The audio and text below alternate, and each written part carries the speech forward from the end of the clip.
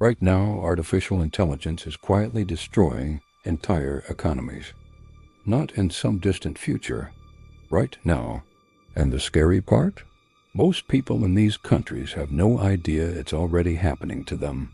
Today, we're going to look at 10 countries where AI is doing the most damage. And by the end, you'll understand why your country might be next. Let's start with the one nobody expected, the Philippines. For decades, the Philippines built its entire middle class around one industry: call centers, business process outsourcing. It employs over 1.5 million Filipinos and generates more than $30 billion a year.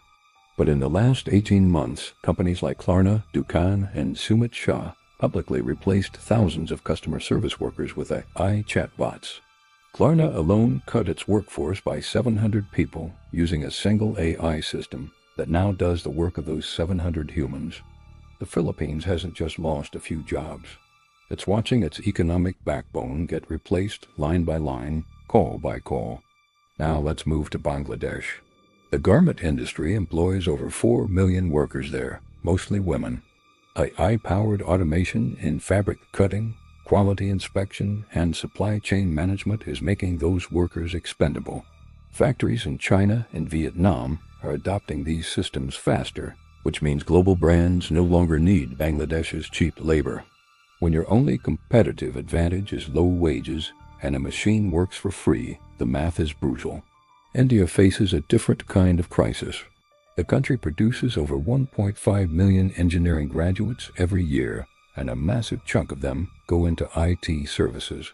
Companies like Infosys, Wipro, and TCS built empires on providing affordable coding and tech support to Western companies.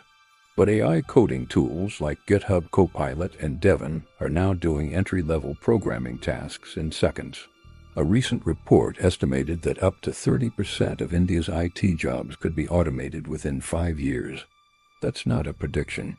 That's already showing up in hiring freezes and layoffs across Bangalore. Egypt is another country most people overlook. It has one of the largest freelancing populations in the Middle East and North Africa. Hundreds of thousands of young Egyptians earn a living doing data entry, translation, and graphic design through platforms like Upwork and Fiverr. AI tools now do all three of those things faster and cheaper. The freelance economy that gave Egyptian youth a lifeline is being pulled out from under them. Now let's talk about Kenya. Nairobi became Africa's tech hub, often called Silicon Savannah. But here's the dark side. A lot of that tech work was actually manual data labeling for AI companies. Thousands of Kenyans were paid less than $2 an hour to label images and text so that companies like OpenAI could train their models. Now AI is getting good enough to label its own data. The very people who built AI are being replaced by it. That's not irony. That's exploitation with an expiration date. Pakistan is in a similar trap.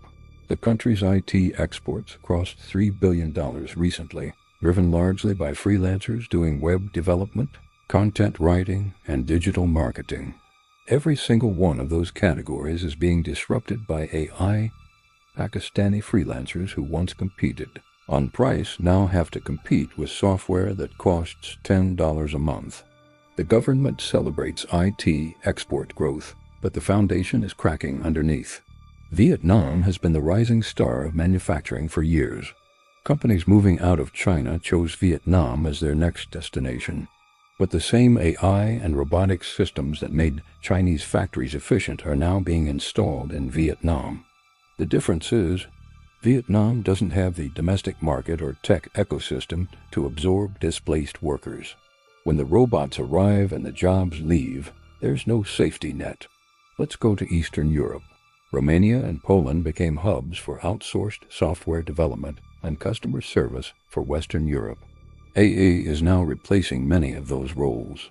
A polished developer who charged $40 an hour is competing with an AI tool that charges nothing. Romania's outsourcing industry, once a bright spot in its economy, is quietly shrinking as clients switch to AI-powered solutions. And finally, let's look at the United States. You might think America is safe because it's building the AI, but the damage here is just different.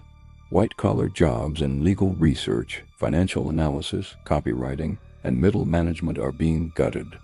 McKinsey estimated that up to 12 million Americans may need to switch occupations by 2030 because of AI. The country creating the technology is not immune to its consequences. The difference is America has the wealth to cushion the blow.